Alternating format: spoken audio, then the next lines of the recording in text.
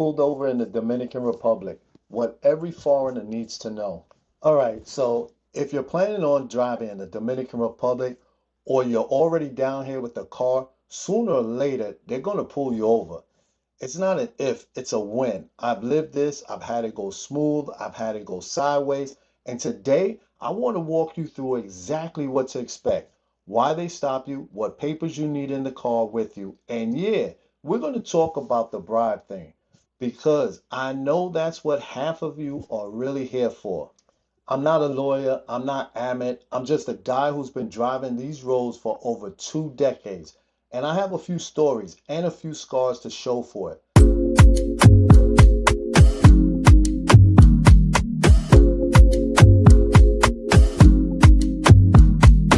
Let's get into it. So first thing, let's set expectations. Getting flagged down here isn't always about you doing something wrong. Sometimes it's a checkpoint, sometimes it's random, sometimes it's your plates, sometimes it's just Tuesday. Here's the honest breakdown of why this usually happens.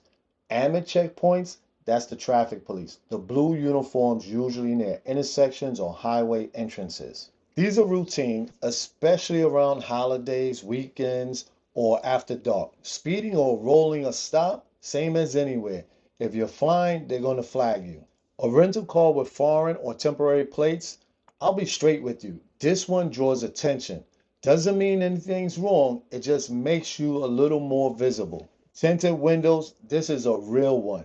DR has rules about how dark your tint can legally be, and a lot of stops start right here. Missing any expired documents on the vehicle, insurance, registration, the matricula, that's it. Nighttime driving in certain zones, especially if you look like you might be lost or unfamiliar with the area. So one time, two of my brother-in-laws, a cousin, were driving back from Sosua to Las Salinas near Bani.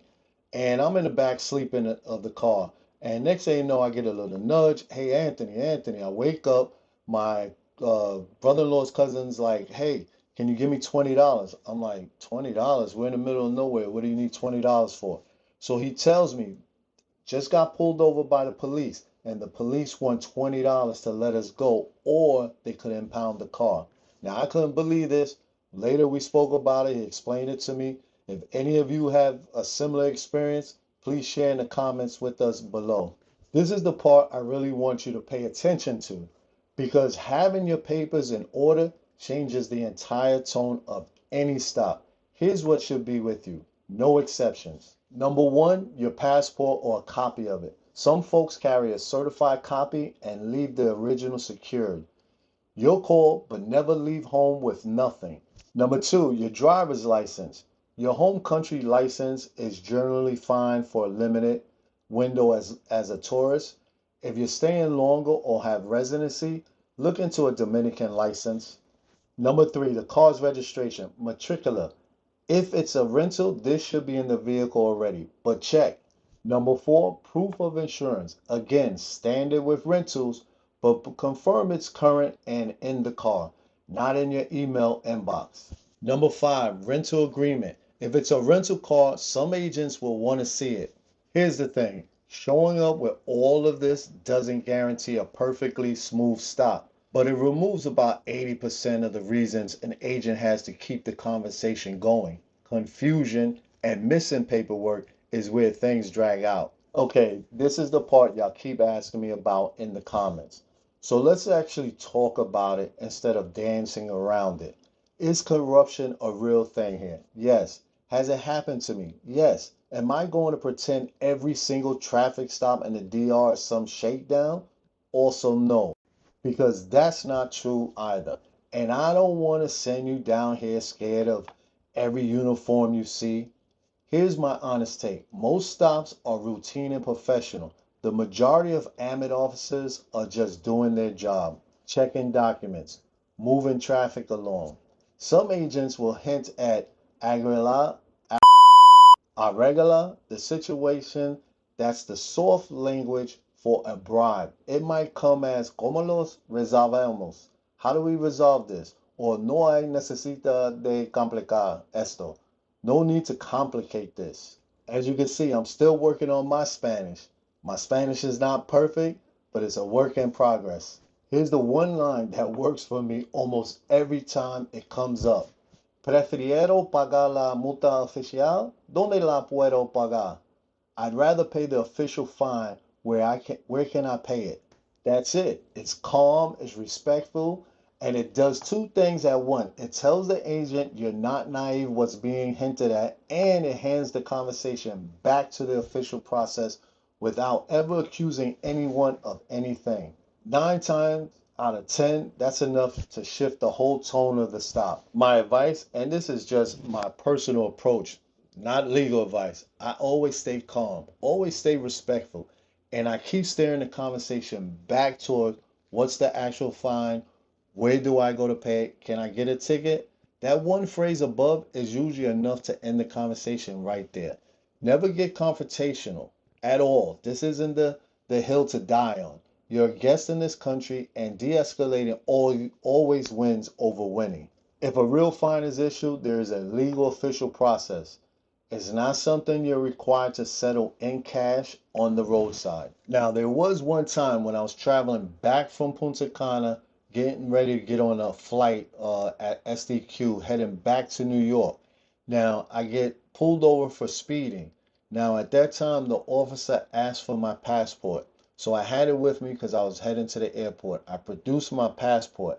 Now he's ready to write a ticket, but the catch is I'm not going to get my passport back unless I accept the ticket, or, and you know what that or is. So obviously, if I'm heading to the airport, I didn't have time to go to court, which would have probably been 2 days later. I think I was leaving on a Saturday. So court would have been Monday. So I decided to oblige, and I gave him $20. $20 was enough. I got my passport back and I went on my way. I want to be fair here too. The DR has been working on cleaning this up over the years, especially with more digital tracking and body cam showing up. It's not the same DR it was 20 years ago, but it's still smart to go out informed rather than naive. So how do you actually prepare for this before you ever get in the driver's seat? Slow down literally. Speed limits and driving space pace down here are different. Give yourself margin. Learn a handful of Spanish phrases. Buenos dias, aquí está la ciencia. ¿Cuál es el problema? Even broken Spanish said respectfully goes a long way. Keep a copy of your documents in the glove box and a digital photo on your phone. Stay in your car with your hands visible. Roll the window down. Be pleasant. Basic stuff, but nerves make people forget it. Don't flash cash. Don't offer money first, ever. Let them leave, if that's even where it's headed. And even then, steer back to the official process. If you're not sure what's being asked of you, ask them to slow down or clarify. It's okay to not understand everything in the moment. Consider hiring a driver or using reliable rental company with local support if you're brand new to the country. Take some of this off your plate in year one. Look, I'm not trying to scare you off driving here. I love this country. I've got property here. I'm working towards making it my full-time home. But I also care about you walking into this with your eyes open, not blindsided. That's the real no filter version of what to expect if you get pulled over in the DR. If you had your own experience, good, bad, or somewhere in between, drop it in the comments. I read every single one. If this kind of honest, boots on the ground content is what you're here for, subscribe now, because this is exactly what this channel is about. No hype, no tourist brochure nonsense, just what it's really like living and driving in the Dominican Republic. I'll see you in the next one.